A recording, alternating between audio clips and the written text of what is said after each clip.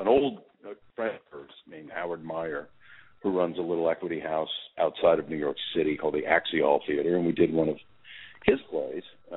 I did one of his plays, which was an interesting thing, to take the train half an hour out of Manhattan and do a show every night and ride back and with the rest of the cast. And it was a very good play called Welcome. This is a neighborhood watch community, and it was all about how people get a little too rich, and as soon as they get too rich, they start shutting out the rest of the world. That was a great experience. At the end of this summer, though, we were debating whether we were going to stay in New York, spend more time in New Orleans, go to L.A. We didn't know quite what we were going to do yet. And the phone rang out of the blue, and a lovely man named Roy Steinberg, who runs the Cape May stage in Cape May, New Jersey, gave me a call and said, listen, we had a guy here, and he fractured his shoulder, and I need to replace him right away. Oh, wow. And I said, great, when do you need me? And he said, tomorrow, because we're open in 3 days. Oh, wow. And it was an outstanding play. It was a Pulitzer Prize nominated play called Time Stands Still by Donald Margulies, who did win a Pulitzer for Dinner with Friends in 2000, I think. But I think this was its first post-Broadway run, which was a nice thing. Laura Linney and Alicia Silverstone and I can't remember who else did it on Broadway. Did a very limited run, probably about as long as ours. It's about all you can take, which is about 4 weeks. It's very heavy. It's about combat photographers, and they've just come back from Iraq and Afghanistan. And it's a very intense play, and it's only 4 characters, so you're on stage the whole time. Doing Cape May stage is like, you say you're in Chicago, it's kind of like doing going to work at Steppenwolf. Right. You know, if I were to compare it to Los Angeles, it'd be like going down to South Coast Rapid, Costa Mesa, or maybe down to the Globe in San Diego and doing a show. It's a nice, respected regional theater, and it was a great credit to get. I was really happy to do it. Came along at exactly the right time. It's funny how things happen in life, right? If you let them. And so out of nowhere, I got to do one of the best plays I've ever been able to be a part of. What part did you play?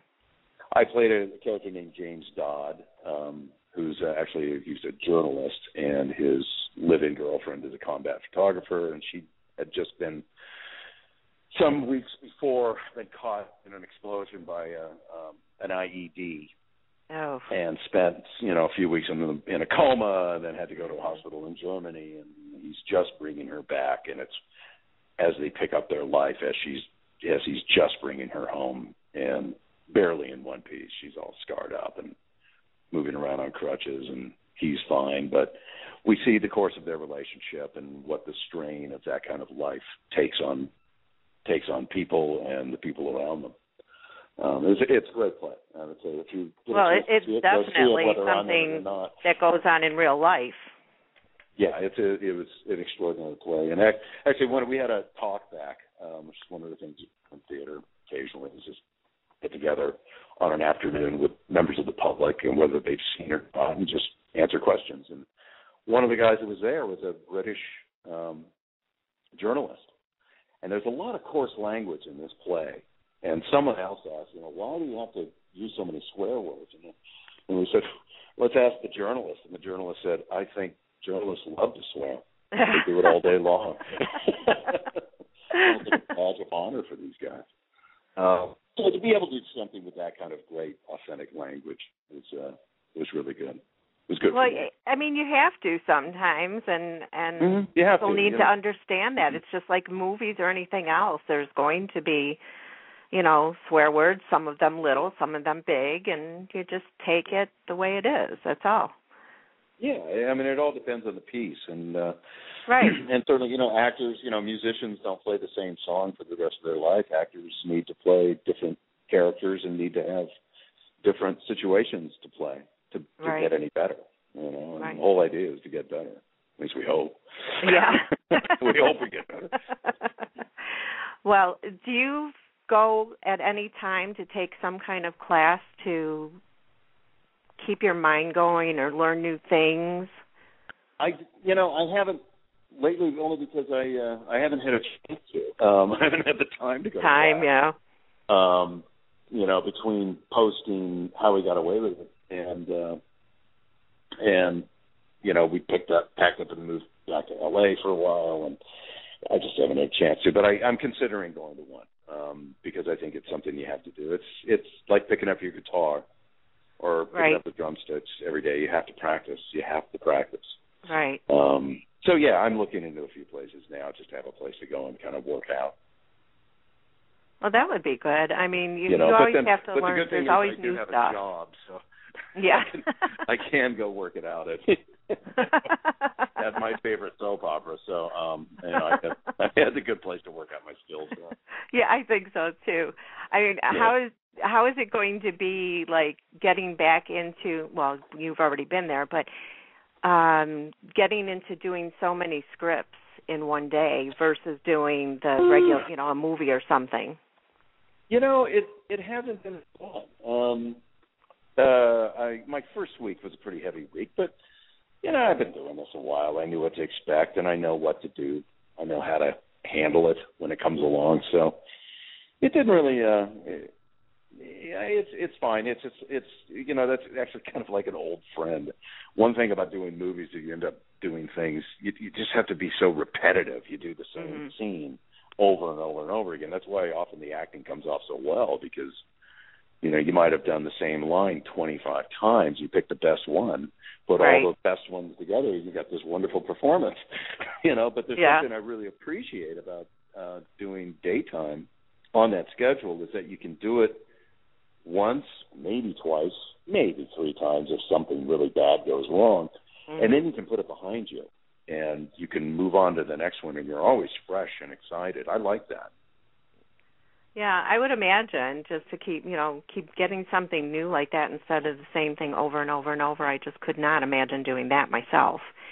Well, that has its own specific challenge to it. It's still a good one, and it's still it's still a good way to kind of knock yourself out. But a friend just showed up with alcohol, it looks like. Oh. Hi, Jane. Your night is about to get better, it sounds like. Yeah.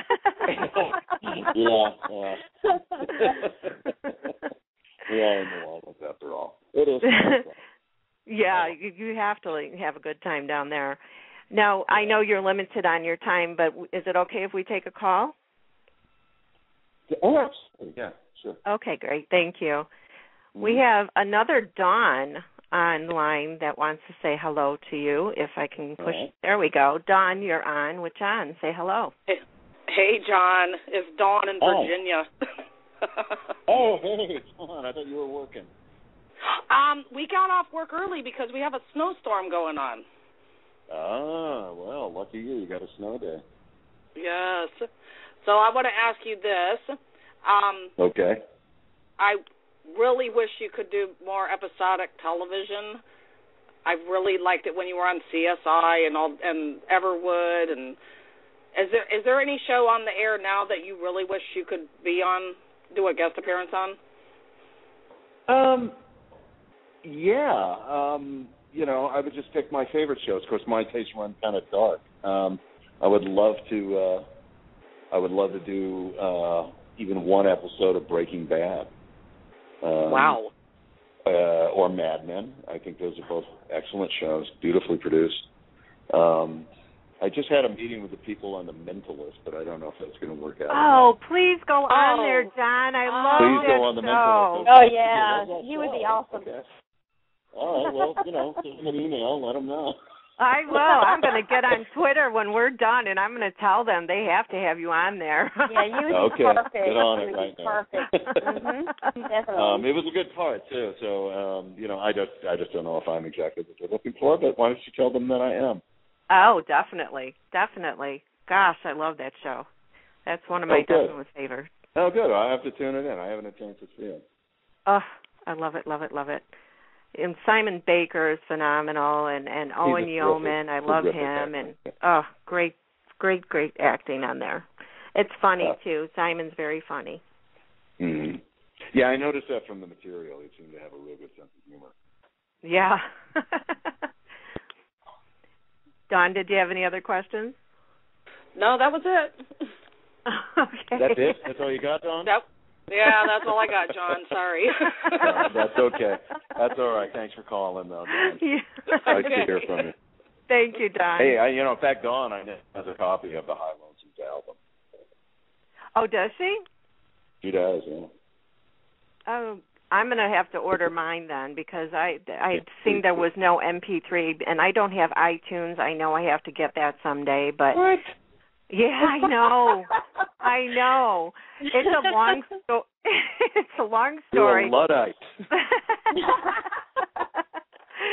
But what happened is I loaded iTunes one day on my computer, and it messed it up so bad that I was a week without my computer and had Microsoft take over and have to fix it. 5 hours a night for a week. They were on there trying to fix it, and finally got it back and blamed it on Apple, so I'm terrified of loading that again. Microsoft users are always quick to blame Apple for everything. Yeah, is that what Yeah, well, I don't want to get into where I stand on that. I did just edit an independent movie, and I will say that it was all Apple equipment. Oh, okay. And it never crashed. Shout out to Apple.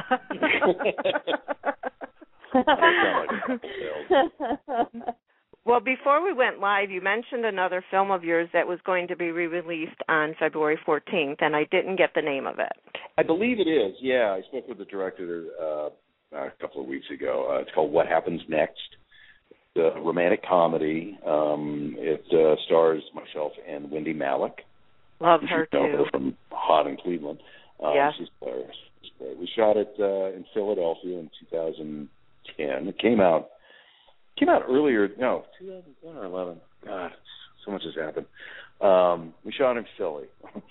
Put it there. Yeah, 2010. But I it's see it a very, it's a very mainstream feeling movie about a guy who doesn't quite realize that he might die. Okay. Okay. Yeah, it actually it played a lot of festivals around the world actually, and won some awards, and it's done quite well in its DVD and Netflix life, and I think that's why the distributors decided they wanted to just push. But it's a very funny, very charming, and very, very, like I say, very mainstream movie. It's very tame, and I thought Jay Arnold is the writer-director. He lives in Philadelphia. He's an independent filmmaker there. He's going to be a very good friend of ours. And I thought he just had a wonderfully clear vision of what it was he wanted to create. And he did it. And I think he made a great little movie. It's one that I'm very wonderful. proud. I'm glad that they're going to re-release it because I haven't seen it, but then again, I don't go to the movies a lot, and I wait for things to come out on DVD or HBO or wherever, to watch it. You can get it on Netflix. It'll stream right via Netflix, but I don't know if your Windows computer can handle that. I know, right? That's so true. Well, I do have a laptop that acts better, so maybe I could do it on there. Well, I would tell our viewers that if you wanted to check up on Jon, see what he's up to, the movies, his biography, anything else you want to know, go to his website. It's jonlindstrom.com. Follow him on Twitter at @Jon Lindstrom. And also like his Facebook for his new movie, How We Got Away with It. You can also go to our website, HowWeGotAwayWithIt.com. And, yes, like our Facebook page. Check out our trailer. It's really good. I watched the video on your website for it, and it looks really, really good. Yeah, our editor, he's actually a gifted filmmaker named Tony Randell. He directed me in a little movie that he directed called The Double Born, which was also an independent movie. So he offered to edit my film